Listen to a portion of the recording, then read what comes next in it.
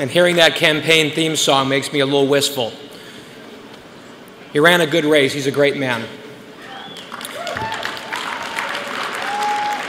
40 years ago, the Supreme Court of the United States handed down one of its worst, most overreaching, and most destructive decisions of all time, Roe versus Wade. By arrogating power and stripping away the right of the people to grapple with the difficult question of abortion, 7 justices believed that they had settled the issue for good. They were very wrong. 4 decades later, the pro-life movement is strong, it's growing, and it continues to fight. Let's meet our next panel to discuss the pro-life mission. Marjorie Dannenfelser is the president of the Susan B. Anthony List. She directs its mission.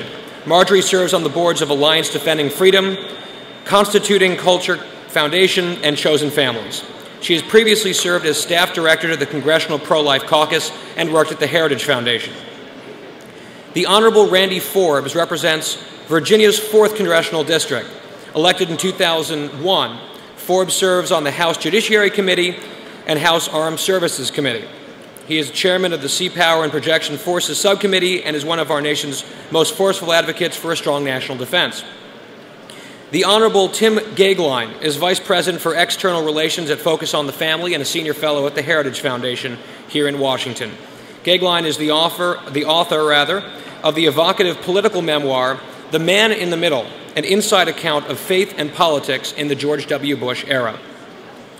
The Honorable Ann Wagner currently serves as the representative from Missouri's 2nd Congressional District. She served for 9 years as a local committeewoman in Lafayette Township and went on to chair the Missouri Republican Party, delivering historic gains during her tenure. She also served as co-chairman of the Republican National Committee, the 19th U.S. Ambassador to Luxembourg, and as chairman of Roy Blunt's successful U.S. Senate campaign. And Mercedes Schlapp is co-founder of Cove Strategies. Mercedes has a long history in Republican politics, having served in the White House under President George W. Bush as a spokesperson and also on the Hill and at the Republican National Committee. Please welcome our panel.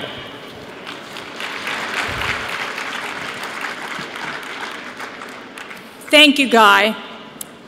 It's an honor to be here at CPAC. Before we begin, I would like to acknowledge all those CPAC parents and grandparents that are in the audience. It is because of your openness to life and the many selfless sacrifices that we will ensure that there will be a future generation of conservatives in America.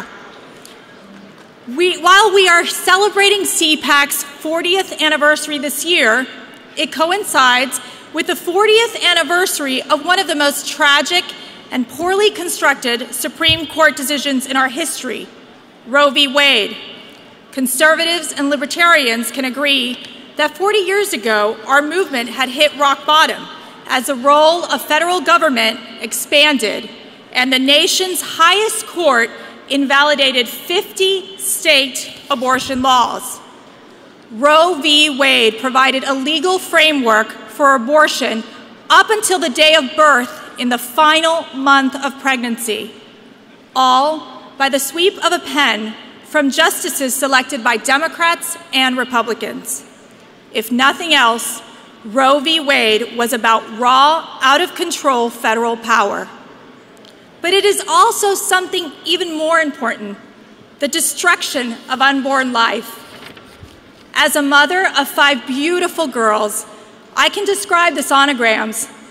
Seeing the baby suck her thumb, hearing the sound of the heartbeat for the first time, and celebrating the joy of knowing that a life is growing inside the womb. That is why it is so difficult for me to understand how the liberals can celebrate the Roe v. Wade anniversary. It promotes a culture of death and sadness for American women. I spend a lot of time debating liberal women who exalt the Roe v. Wade decision as a milestone for women. But I believe abortion has led to the war on innocent children, with over 55 million lives lost. And the war has more than one victim, as millions of women have been hurt. They have been duped by Planned Parenthood to believe that abortion is their best option, when in trouble. In fact, 92% of Planned Parenthood pregnancy services result in an abortion. NARAL, Planned Parenthood, and others have lied to us for 40 years. They told us that this was a decision that the government should stay out of, that this decision was between a woman and her doctor, while all along they continue to lobby and advocate for greater federally funded abortions and, of course, massive increases in federal funding for Planned Parenthood, the largest abortion provider that makes $100 million in profits from abortions, and that our government continues to fund. And now we see the ultimate fulfillment of Roe v. Wade and the left's anti-child utopia. They passed Obamacare with not one Republican vote, but tragically with many pro-life Democrat votes. They told us that abortion would never be covered in Obamacare and religious freedoms would be respected. What a lie.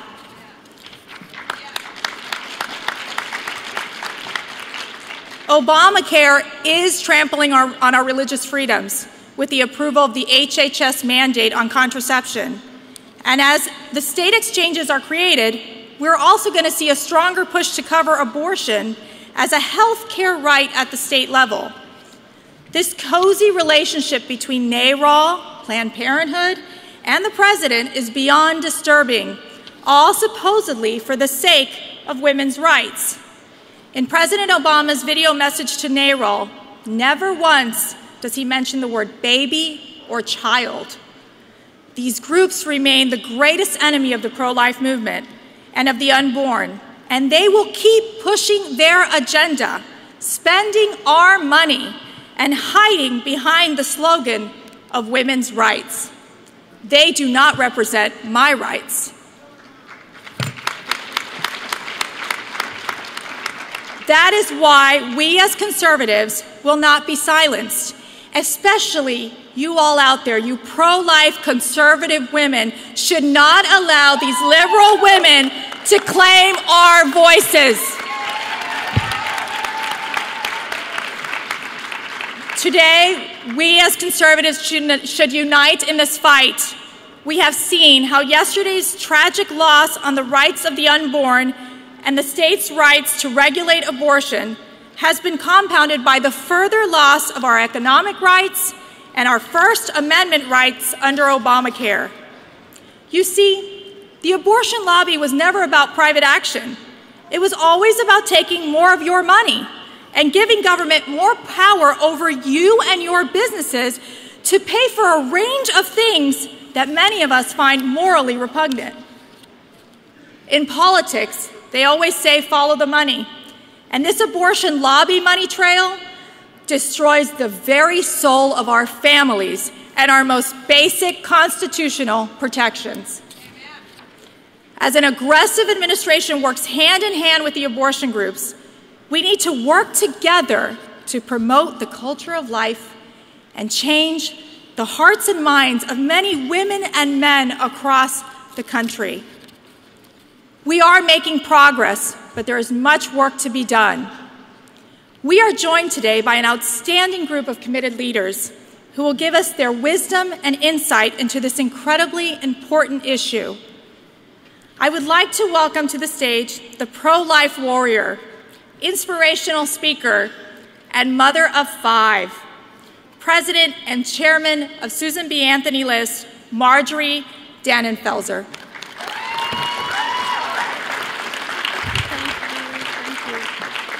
From a mom of 5 to another mom of 5, I'm telling you, we are outpopulating, if nothing else, but we plan to do a whole lot more, right?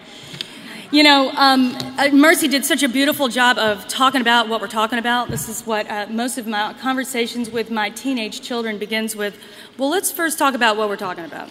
She just did that in a very beautiful way, and I'll only add one thing, that when we consider the missing people, the 50 million missing people, children with Downs, the poor children from neighborhoods that get neglected, We think of the fifth child, when we think of all of the children that were sent here for a purpose that only God can truly understand, but sometimes we get a little hint of.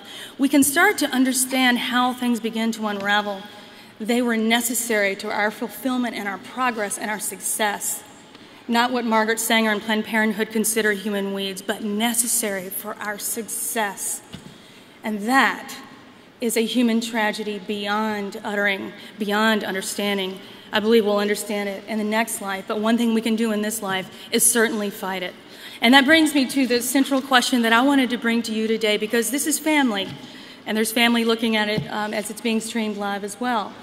This is the conservative movement, and the conservative movement, defined by Reagan, defined by others along the way, the successful conservative movement never eschewed the foundational right of every other right, and that's the right to life.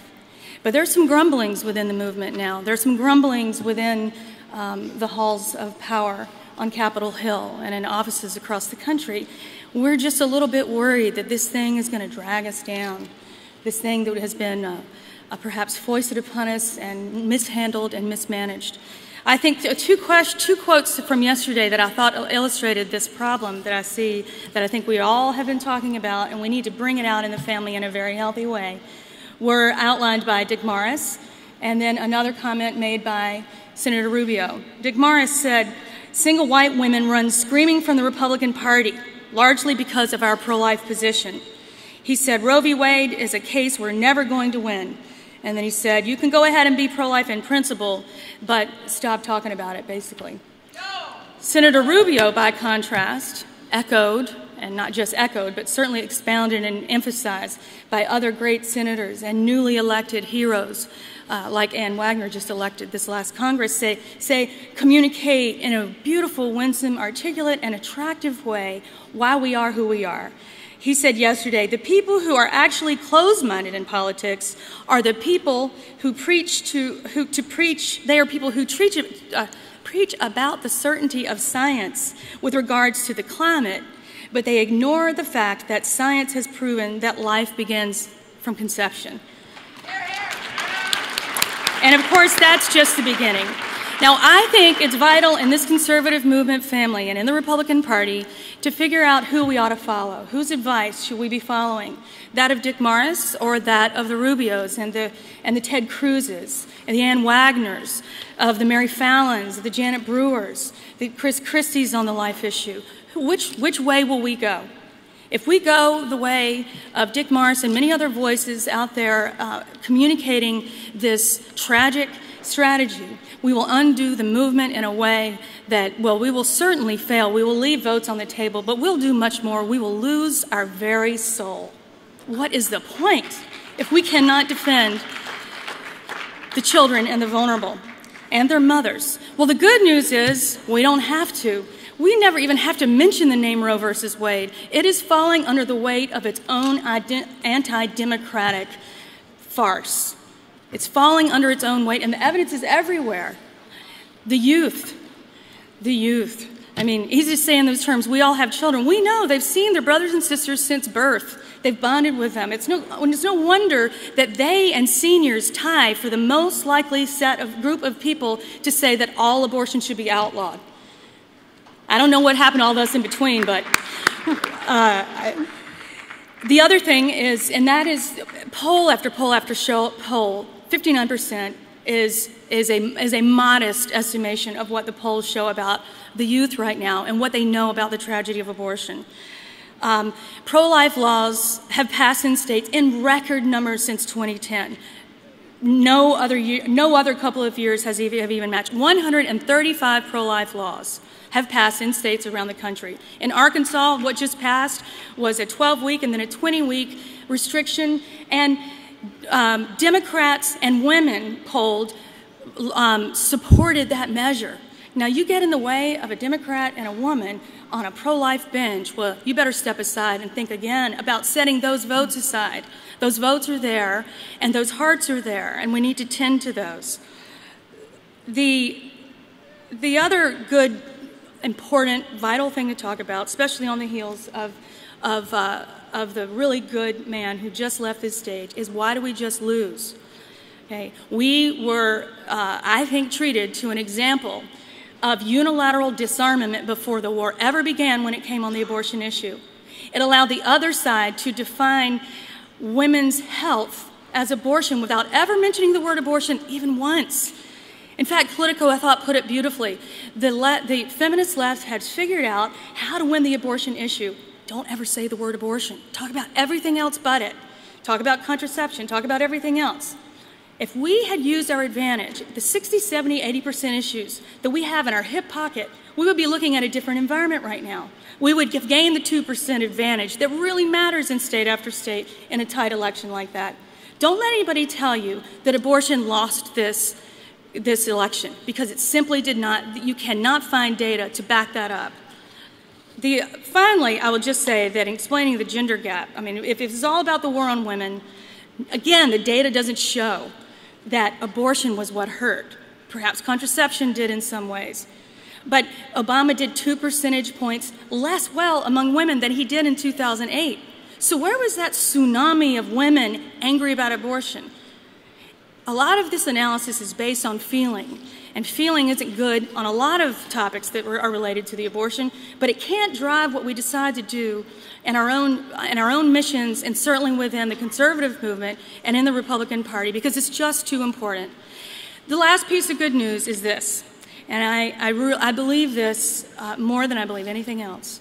I believe with all of that good news, all of that good progress that the pro-life movement has made over time, we are poised to emulate the success of other human rights movements that have been truly successful. We have all the ingredients of the child labor movement success, the suffrage success, the abolition success. We have all of the elements. There's one thing that could be missing, and has been, and that is a champion. We must have a champion on the national level who communicates this. I think we're actually watching that happen. But at the point, and Mercy, actually you really pointed this out well, there's a point when you become culpable in the killing of other people because of what the government is making you do. And that is one of those tipping point moments. It happened in slavery when slaves had to be returned to their masters.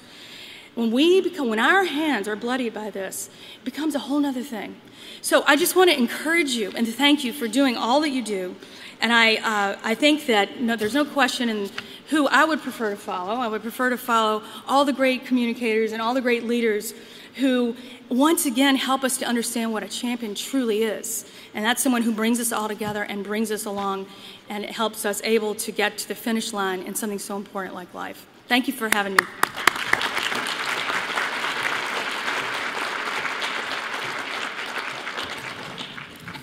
Thank you, Marjorie. This next panelist knows one thing. We need lots of prayer to survive the next 4 years under President Obama. Receiving a 94 congressional rating from ACU, Congressman Randy Forbes represents the 4th District of the great state of Virginia and is founder and co-chair of the Congressional Prayer Caucus.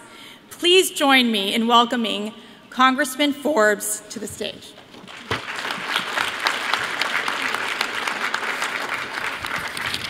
Thank you, Mercy. And let me just say what an honor it is for me to be here with all of you this afternoon, and especially to be with this incredibly distinguished panel. Many of them have given so much of their lives for the pro-life movement, and I just thank all of you for the work that you've done. And as Mercy mentioned, I come here today in a little different context as the founder and the chairman of the Congressional Prayer Caucus, so I hope you will allow me to take just a little different perspective. And I remember as I go back 40 years ago when Roe v. Wade was handed down, I was a college student getting ready to go to the University of Virginia Law School. And I remember reading that decision and then reading it again and stepping back, and it wasn't just how the court ultimately came down that frightened me the most. What frightened me is the realization of how dangerous it was when we began to have constitutional interpretations that didn't depend on what the Constitution said, but rather adopted a philosophy that somehow the end justifies the means. Because if you read that opinion with Justice Blackmun, he would dare to come out and say the Constitution doesn't really have a protection for abortion, but somehow through these mythical, magical penumbras that only I can see that go through the Constitution, I'm going to pull that out and I'm going to put that right into the law of the land.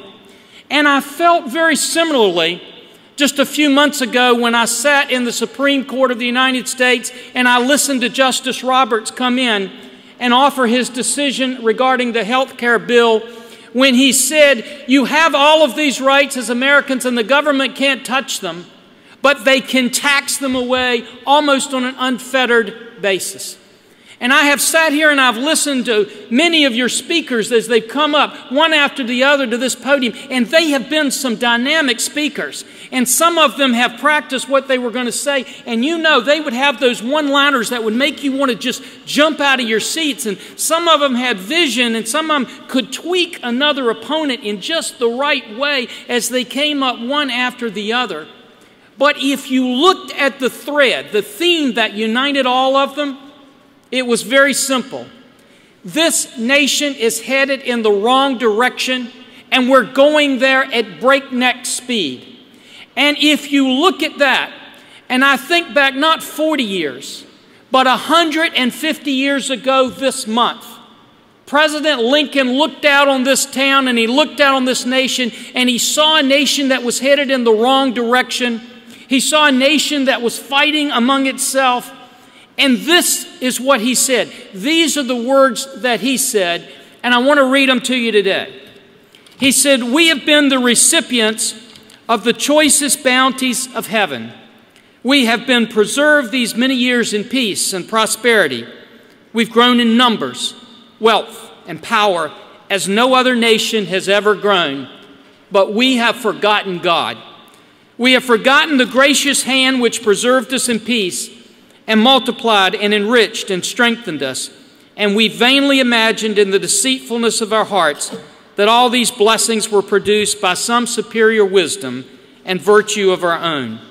Intoxicated with unbroken success, we've become too self-sufficient to feel the necessity of redeeming and preserving grace, too proud to pray to the God that made us. And then he offered this admonition and this recommendation for a nation. He said, we need to humble ourselves, to pray to God, to confess our national sins, and to pray for clemency and forgiveness. Now, I want to tell you that just a couple of months ago, I read an article in a major magazine that talked about Roe v. Wade. Page after page after page. And what it said was this. It said 40 years ago, the abortion rights activists won an epic victory, but they've been losing ever since.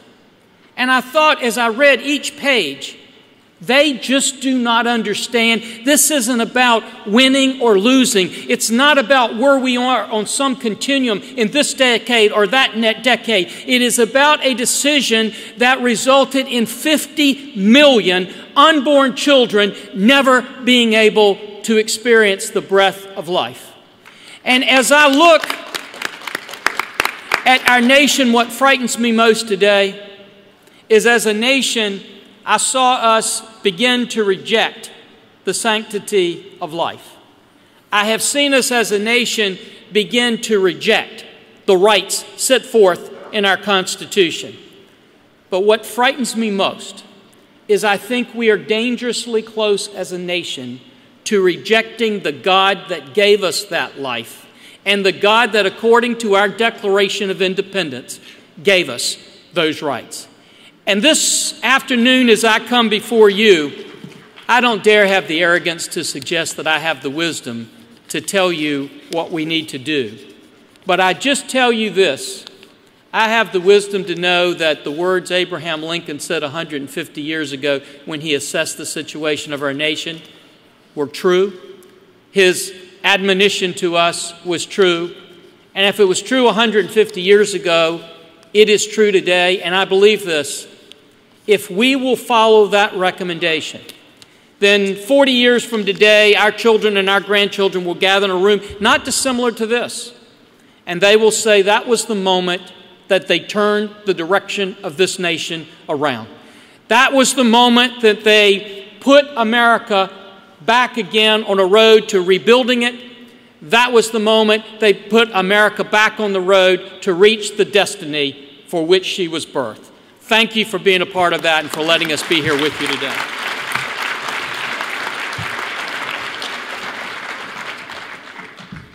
Next, I would like to introduce my former White House colleague, a gentleman, a thinker, a wonderful and devoted father.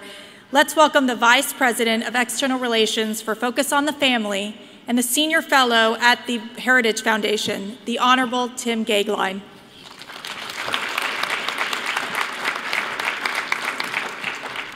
Thank you, Mercy, and good afternoon to everybody and to my distinguished panelists.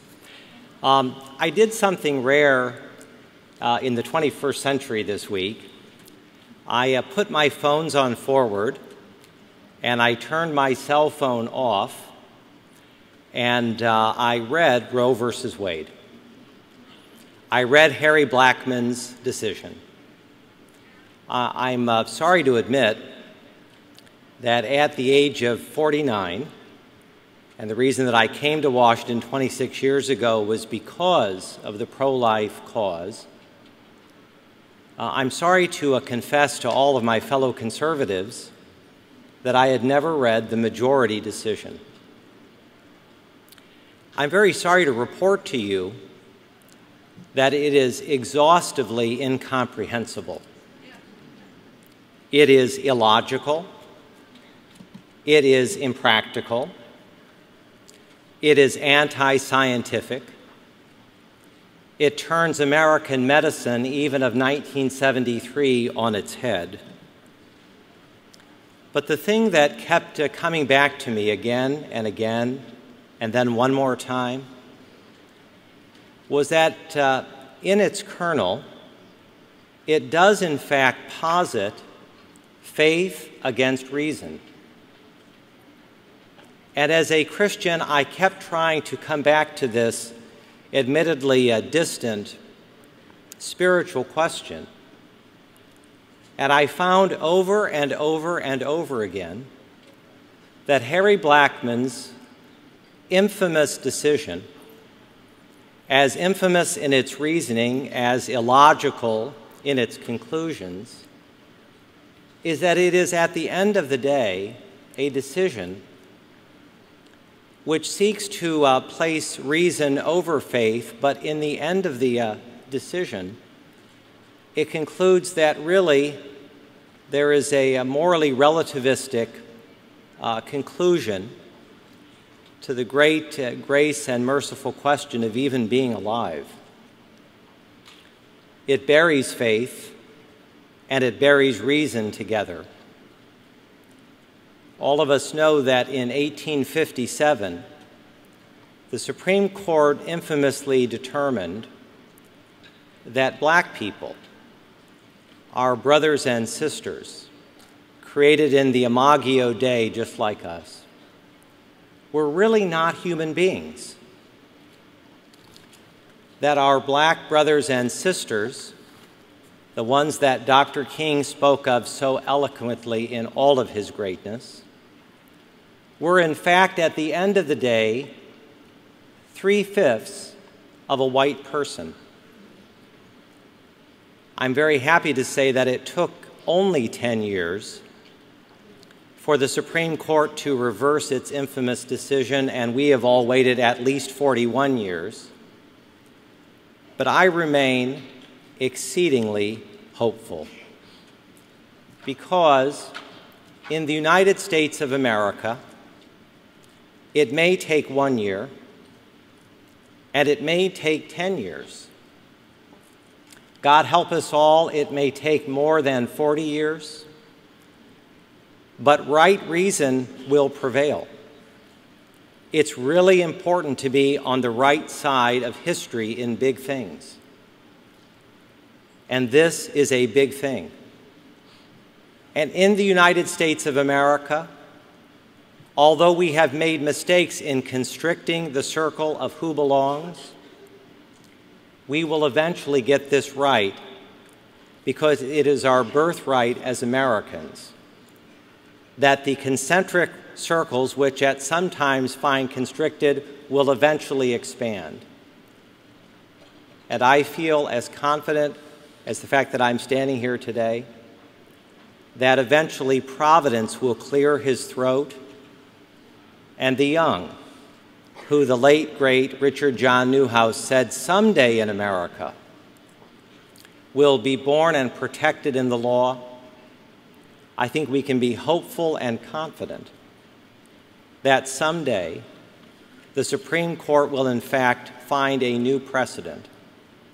The precedent is not the one that was so errantly determined, and I may say arrogantly determined, in 1973. But they will come eventually to find in Lincoln and in the great founders this remarkable history in the United States of America, that each and every person should be welcomed into the world and protected in the law. You can clap for that.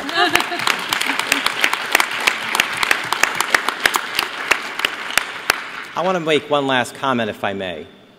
We are in the Lenten season, and my Lentinal devotion this year has been Richard John Newhouse's great book, which is now little known. It's called Death of a Friday Afternoon. Somehow it's not coincidental that we're meeting on a Friday afternoon. And for those of us who are passionate about Jesus Christ, this is the afternoon when our Lord and Savior died, but only died temporarily. Like America, the story does not end with the sealing of the tomb on Good Friday. In this remarkable, beloved, exemplary nation, hope is alive. And resurrection and restoration and renaissance and renewal remain a reality. In Death on a Friday Afternoon, Richard John Newhouse reminds all of us. May I say he loved Madison, and so it was a good reminder. He reminds us that the purpose of government is justice. The purpose of government is justice. It's the ends and it's the means of government.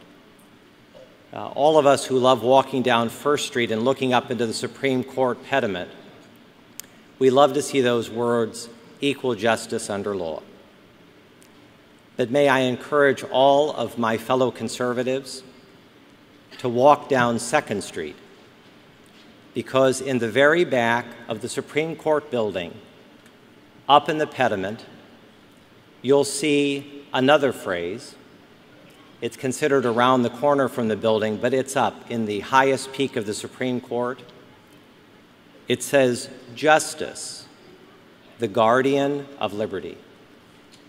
We as conservatives, we are the liberty and freedom people. We are the party and the believers in the greatness of the Constitution.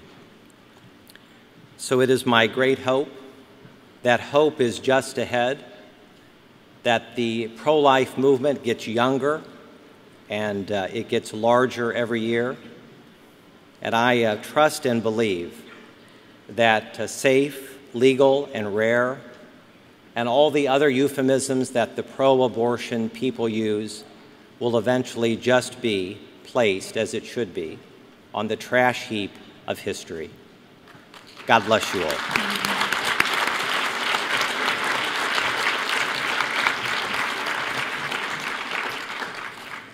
Now I would like to introduce a woman with many titles. She was former Missouri Republican Party chair, former RNC co-chair, U.S. ambassador, and now the fabulous Congresswoman representing the 2nd Congressional District from the great state of Missouri. But her most important title is a wife of Ray and a mother of 3 beautiful yet rambunctious children. Please help welcome Congresswoman Ann Wagner to the podium.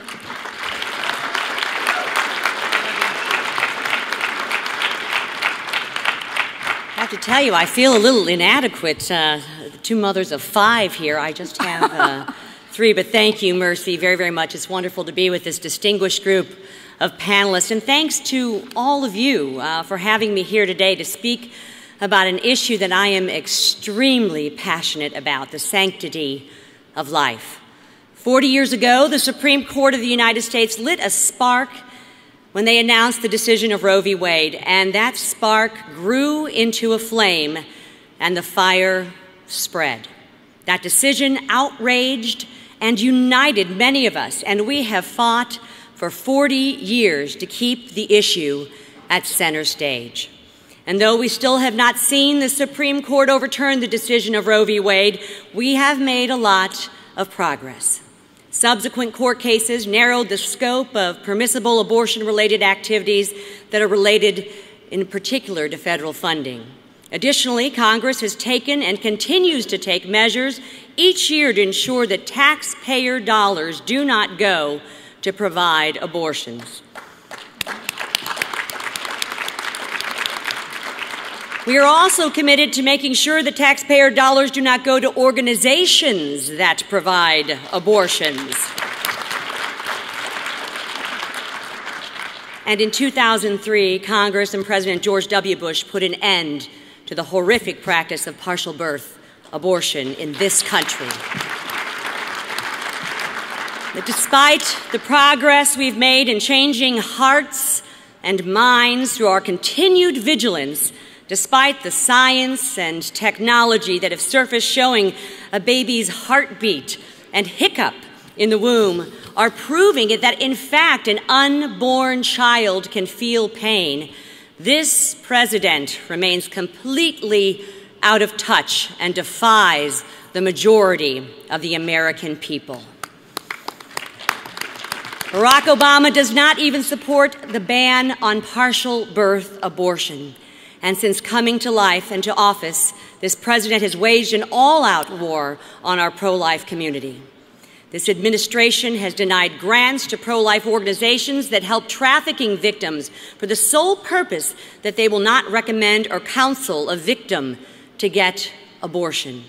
Furthermore, he has trounced on our constitutional liberties that guarantee our religious freedom to defining preventative health care for women in the Obamacare to include the abortion pill. And then he has the audacity to say that we are waging a war on women in this country. He is the one who is waging a war on women because this president, yes, a real war on women, this president and his administration and organizations that perform or support abortions are not being truthful with women about what will happen in the aftermath of an abortion. I recently had the opportunity to speak with Joyce Zunis, who had multiple abortions between the ages of 15 and 26. She told me that the abortionist told her everything would be over very quickly. What they didn't tell her about was the physical and psychological impacts that would stay with her for a lifetime. Not once did the abortionist relay to her the physical risks that she suffered later, the increased risks of breast cancer, having to be bedridden for 5 months during her pregnancy, and a partial hysterectomy at the delivery of her child. That does not include the emotional damage she has suffered, uncontrollable anger and depression, seclusion, and the inability to trust anyone. You see, everyone talks about the right to choose, but no one talks about the implications or the scars of that choice. As a mother, as a leader, and as a legislator, I am honored to lend my voice to such an important cause in Congress. I have become an active participant in the Congressional Pro-Life Caucus. I've co-sponsored legislation that would make sure that taxpayer dollars do not go to abortions or organizations that perform abortions. I've also signed on to legislation that provides a conscience protection clause to protect religious and value-based organizations from going against their beliefs or going out of business.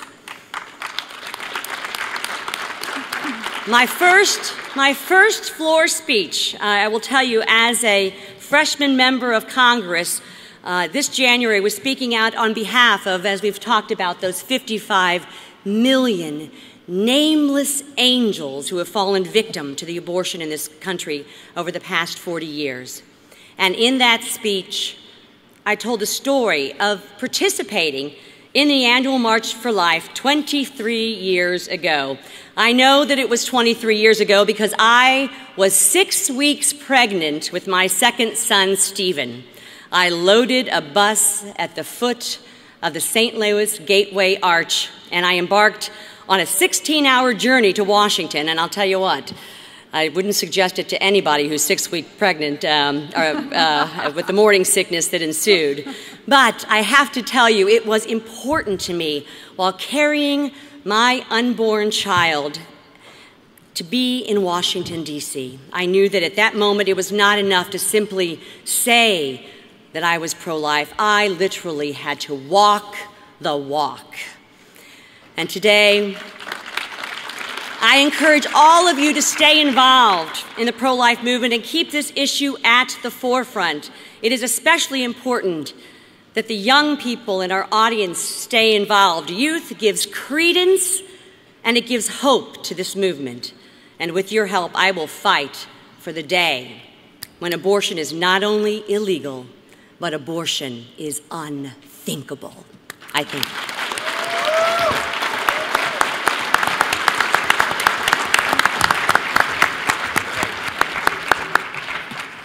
We want to really thank all of our panelists. I mean, their inspirational speeches and all that they have to share with us about what is happening in the pro-life movement and how you all can get involved with this movement.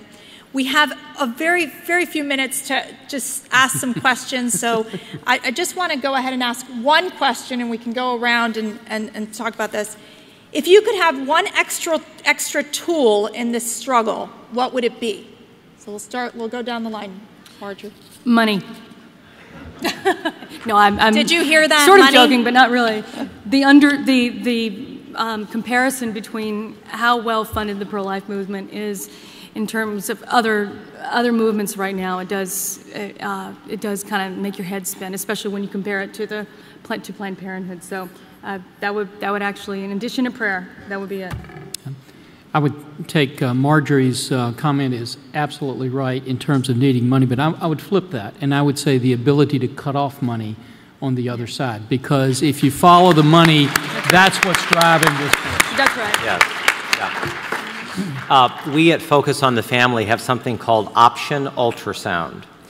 We either buy outright or we provide grants for the purchasing of ultrasound machines. This generation has proven that with 2 and 3 clicks of a mouse, you can see by 3 and 4D image that it's a baby and not something else. And it's a very powerful and relatively inexpensive tool.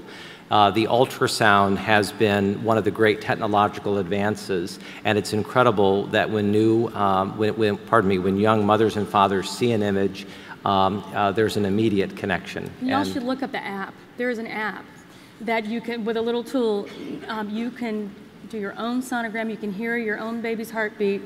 It's amazing. That's great. That's great. That's great. Well, I would say you've heard it here. Prayer, money, science, and technology, staying vigilant. And I have to say the youth. I am lifted up every single day by the young people that are willing to give the sanctity of life and our pro-life movement a voice. And I have hope for the future. So I think it's about the youth. Amen. Absolutely. We'll have time for about just 2 or 3 more questions. Can we really stop Obamacare? You're first. Congressman Forbes? Oh, I'm sorry. We are going to be diligent in continuing to stop Obamacare, and the reason is because Obamacare fundamentally changes the rights of Americans.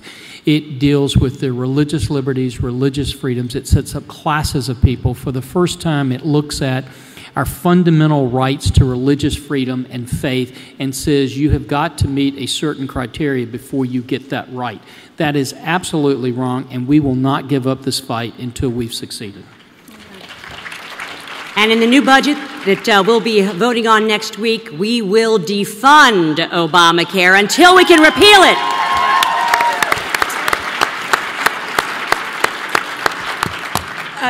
Tim, you've spent a lot of time on college campuses. Tell me what you're hearing out in the country. I know that anecdotes are not statistics, but overwhelmingly, young people, left, right, and center, are pro-life. Anne referenced a moment ago, something that is not an anecdote. I have marched in the pro-life march in Washington for 26 years. This is a march that gets larger and younger every year. It is amazing the number of young people who come to Washington. It's amazing, too, that by percentages, these are large numbers of young people who have never been to Washington before, but they are motivated by the social justice aspect of the pro-life movement, and they're absolutely right. It's a wonderful thing to see young Democrats, young Republicans, young liberals, young conservatives, none of the above, all the above. They are uniting around the central question of this. Is it a human being? And is this just? And their conclusions are very inspiring, and I think it's the reason that Roe will eventually be overturned. Marjorie, how do you think the pro-life issue is going to play out in the midterm election in the next presidential election? Well, that's a great question because we're actively involved in this every day, and I've heard people talking about the governor's race in Virginia. We feel that's the first step and a template for what we do in midterm elections. We need to get it right. We need to show not only how well a candidate can do in articulating the issue, but also how advantageous it will be in the outcome and making sure that those votes don't leave the table. We have so much opportunity in those 2014 elections. We're working on all that now. So we have a great opportunity, and that's actually where the communication of why Obamacare needs to be appealed needs to be really front and center. It really is the coalition builder and brings us all together. Congresswoman Wagner, tell me, it's such a personal issue.